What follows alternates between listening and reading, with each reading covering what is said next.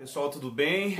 Meu nome é Igor Miguel e eu quero aqui apenas enfatizar ah, alguns recentes embates, se eu posso chamar assim, apesar de que eu não vejo nessa perspectiva, são discussões que eu considero importantes, né? Então, essa semana, o meu amigo Eric Peruca, né, é um amigo, um pastor anglicano, um mosaicano, está com a gente aí no mosaico e a gente tem um respeito muito profundo pelo Eric. O Eric fez uma postagem no seu Facebook recentemente, muito importante.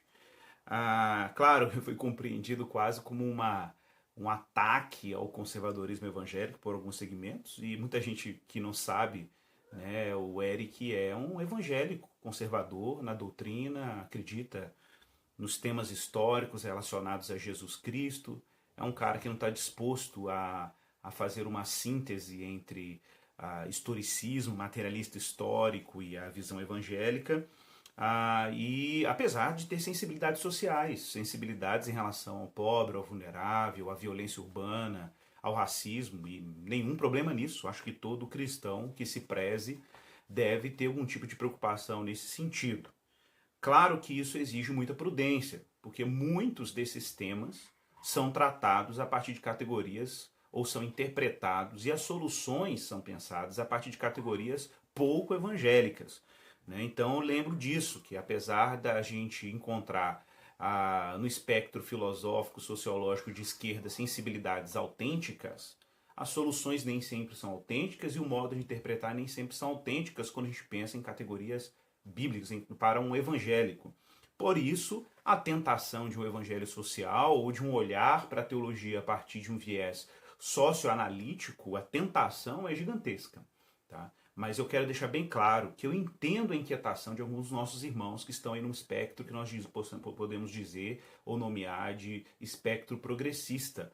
E é bom deixar claro a distinção entre progressismo teológico e progressismo sociológico ou sociopolítico, né? Então, o progressismo teológico ele é extremamente generoso no sentido negativo do termo, quanto a verdades são credais, são históricas, são identitárias para o movimento evangélico. Nenhum problema na pessoa, por exemplo, discordar, nenhum problema em termos da liberdade humana da pessoa discordar, por exemplo, de certas verdades evangélicas, o que não dá ou certas verdades cristãs caras, a historicidade de Jesus, o nascimento virginal de Jesus, a suficiência da graça, a justificação, as implicações relacionadas, por exemplo, à suficiência de Cristo e a particularidade de Cristo, a ética sexual cristã que está ali prevista nos evangelhos. Paulo trata de forma muito clara a questão da ética sexual.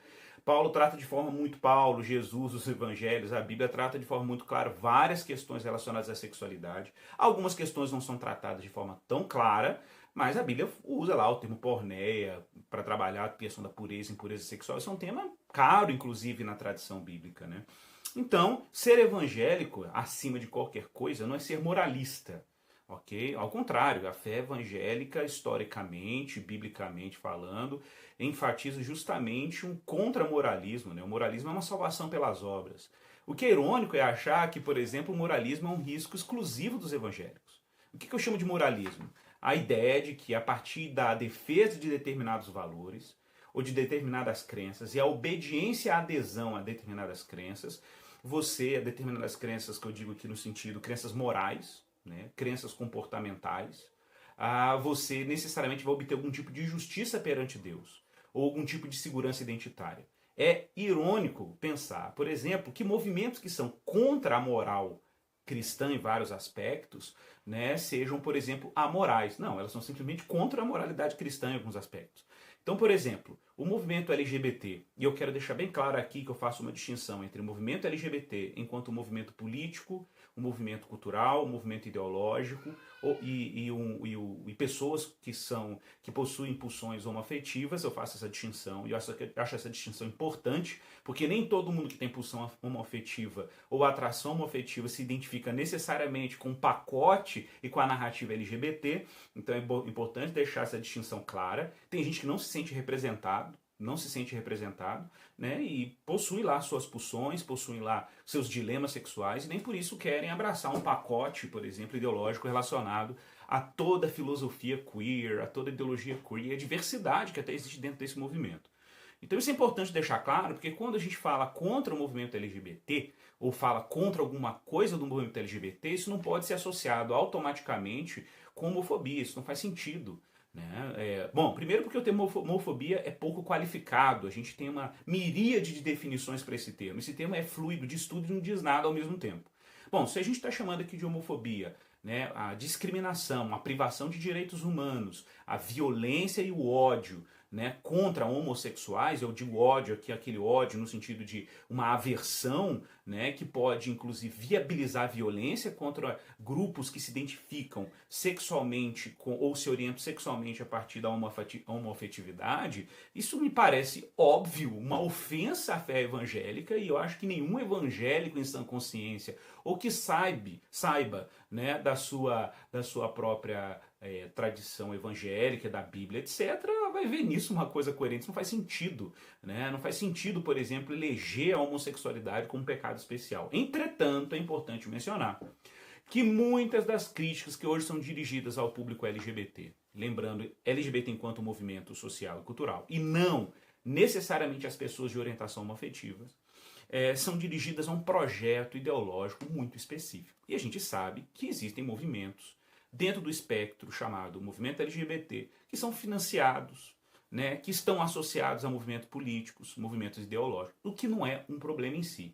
O problema é quando eu dirijo uma crítica a um projeto ideológico dessa natureza, ou afirmações de pessoas associadas a esse movimento, é quando essa crítica ela é imediata e automaticamente associada a uma crítica à pessoa que tem uma pulsão homoafetiva. Esse é o grande problema, que eu acho que está faltando uma comunicação mais clara para as pessoas entenderem. Eu, como cristão e como pastor, lido quase que toda semana com pessoas que lidam com dilemas dessa natureza. Eu as acolho, a nossa igreja as acolhe como qualquer outra pessoa que vá à nossa igreja, como eu e como outros, que chegaram à igreja evangélica em busca de sentido existencial, propósito, em busca de Deus. Essa é a questão. Tá? Então as pessoas não estão ali porque elas querem um conforto para a sua sexualidade no ambiente religioso. Não é isso. Ao contrário, o cristianismo é um ambiente extremamente hostil às nossas pulsões egoístas, seja de qual natureza for. Né? Um machista, por exemplo, é uma pessoa que tenta encontrar na masculinidade um tipo de identidade, né, que não é possível encontrar em hormônios masculinos ou, por exemplo, em pulsões masculinas. Né? Podemos dizer assim, ou pulsões heteronormativas. Né? Na verdade, essa identidade ela está lá em Jesus Cristo. Ela está lá no Filho de Deus. Essa identidade está no Filho de Deus, que é o Senhor Jesus. Então, é uma ilusão achar que é possível encontrar identidade em alguma coisa que não seja Cristo para o cristão, ok? Para quem não é cristão, as pessoas aí têm os seus projetos, a gente pode discutir isso em termos antropológicos, mas eu acho que a gente precisa ter uma liberdade de fazer críticas, e observa a palavra crítica que não tem um sentido pejorativo, eu acho que crítica não tem sentido pejorativo nenhum. Crítica significa submeter algumas coisas, alguns critérios ao escrutínio lógico, ao escrutínio cultural, à inteligência, e a gente analisar, isso faz sentido, isso corresponde ao propósito da vida humana, antropologicamente falando, é isso mesmo, a gente tem que ter essa liberdade. E ao fazer ou tecer algum tipo de contraponto a aspectos da visão de mundo LGBT, repito, como enquanto ideologia política, cultural, etc., eu não posso ser tratado imediatamente como homofóbico, isso não faz sentido nenhum. Né? Da mesma forma, quando, por exemplo, a minha fé cristã é submetida a algum tipo de análise, eu posso simplesmente me posicionar contra e não necessariamente me posicionar. Alguém pode se posicionar contra e não necessariamente eu posso ver nisso uma ofensa pessoal. Então, eu não acho que uma pessoa que faz uma crítica à fé cristã, uma crítica, né, plausível, como se fosse intelectual honesto, que ela seja uma cristofóbica, como alegam. Não acho que é o caso, acho que é uma crítica, beleza. A cristofobia seria uma aversão a Cristo, né, como alguns descrevem. Eu ainda acho esse termo muito infeliz, né, no meu ponto de vista. Bom, de qualquer forma, eu acho que a gente tem aqui um desafio. O desafio é deixar claro que nossos irmãos chamados progressistas possuem preocupações honestas sobre vários aspectos. Né? Preocupações honestas, por exemplo, se de repente a gente vai ter um movimento sociopolítico no Brasil em que a população marginalizada, dita marginalizada, ou como denomino para mim, a Bíblia trata tudo como realmente oprimido. O termo oprimido é um termo bíblico. Né? O problema é que o termo oprimido ele assume conotações, nuances muito sutis, dependendo do lugar político, ideológico que você usa esse termo. Então, para mim, parece óbvio, por exemplo, que a Bíblia fala que o cristão precisa cuidar do pobre. Isso não é um privilégio ou uma posse ideológica da esquerda e nunca foi. Isso é proto-moderno, isso é pré-moderno.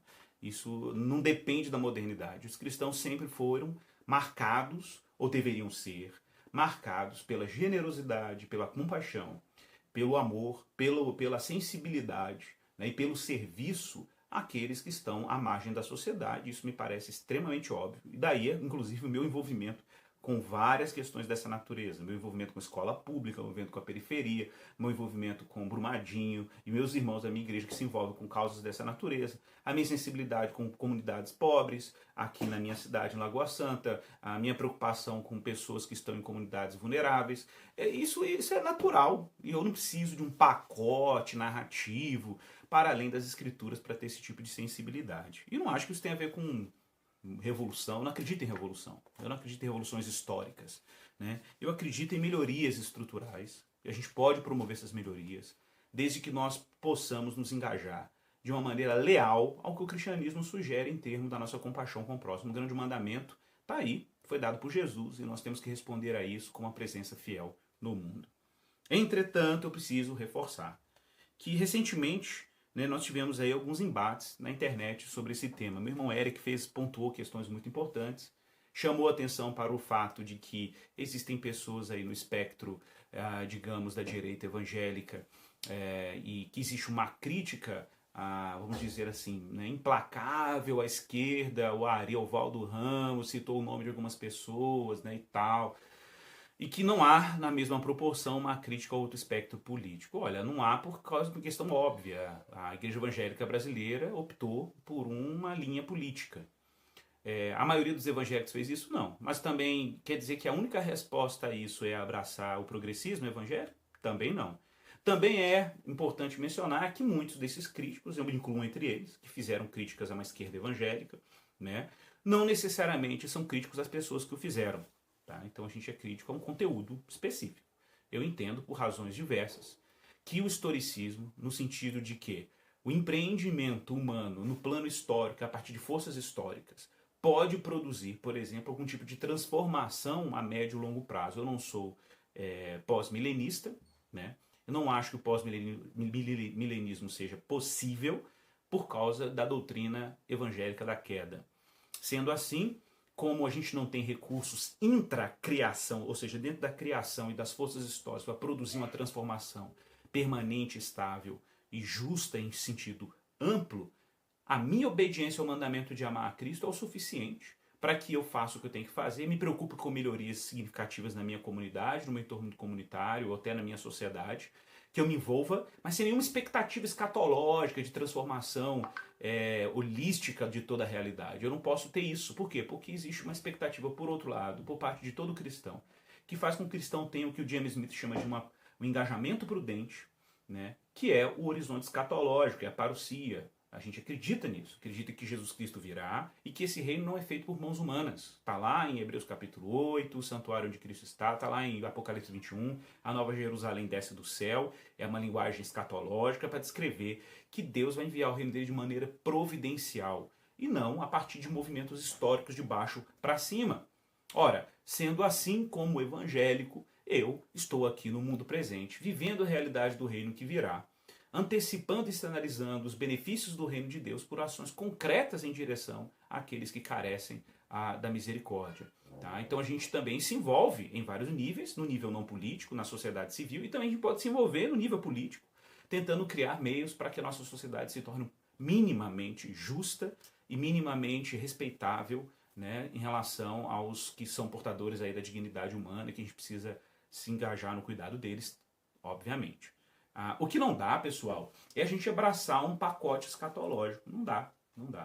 Eu até entendo, por exemplo, porque alguns irmãos optaram pelo viés de direita, por exemplo. Eu entendo, eu consigo entender isso. Consigo entender porque, por outro lado, né, nós tivemos um momento no Brasil, por exemplo, que ainda é vivido, em que você tem praticamente uma hegemonia intelectual dentro dos bunkers intelectuais dentro das universidades, por exemplo. Nós tivemos, por exemplo, um cenário político em que, durante muito tempo, a participação e a opinião de uma diversidade política para além da esquerda foi completamente reprimida. Olha, o que você queria depois de tentar cercear a participação desses atores, desses vieses políticos, se não uma reação desproporcional? Nós estamos diante de um cenário de desproporcionalidade na reação. E nós vamos ver os resultados disso nos próximos 4, 5 anos, seja lá quanto tempo isso vai durar. E na medida que as coisas forem se desenrolando, nós teremos mais dados para fazer uma análise adequada do que está acontecendo. Ah, vocês não criticaram, criticam a direita do mesmo jeito que criticaram a esquerda. Ainda não, porque a esquerda esteve numa hegemonia, ainda está em vários níveis culturais, tem uma hegemonia gigantesca em termos culturais, políticos, etc. Nós tivemos aí mais de uma década de governo de esquerda no poder. Agora tem um governo que nem sei se eu posso chamar de direita. Está muito mais com a cara de um nacionalismo populista, né? Tem um economista liberal. Mas como que você descreve esse bolsonarismo olaviano? Né, ou olavista? É um negócio difícil, a gente está aí diante de um negócio que não dá nem para discernir politicamente o que é. Não dá nem para chamar isso de conservadorismo, no sentido clássico, pensando em Russell Kirk, pensando em outros autores. Não dá nem para chamar isso de um conservadorismo econômico. Não dá. Né? O governo atual, por exemplo, valoriza a ação do Estado em esferas que o liberal acha um escândalo. Então, simplesmente, a gente precisa de calma, a gente precisa de prudência diante desse cenário, para avaliar as coisas que andam acontecendo numa perspectiva mais prudente. Beleza? Esperem, dar tempo ao tempo. Eu acho que as análises vão ser possíveis. Eu vi, inclusive, pessoas de direita econômica, se posicionando, né, sobre coisas muito importantes relacionadas, por exemplo, a críticas ao Bolsonaro durante a campanha política. Né? E qual o problema? Nenhum problema. A gente precisa ter uma liberdade teológica, enquanto cristãos, de fazermos críticas ambidestras. Direita e esquerda são igualmente dignos da nossa análise cristã. E eu concordo com uma coisa do meu amigo Eric. Eu não concordei com tudo que ele escreveu, fiz questão de mandar um áudio para ele, porque ele é meu amigo, e falei, olha, cara, esses pontos aqui podem melhorar, mas em termos gerais eu concordo com ele. Que caiam todos os ídolos.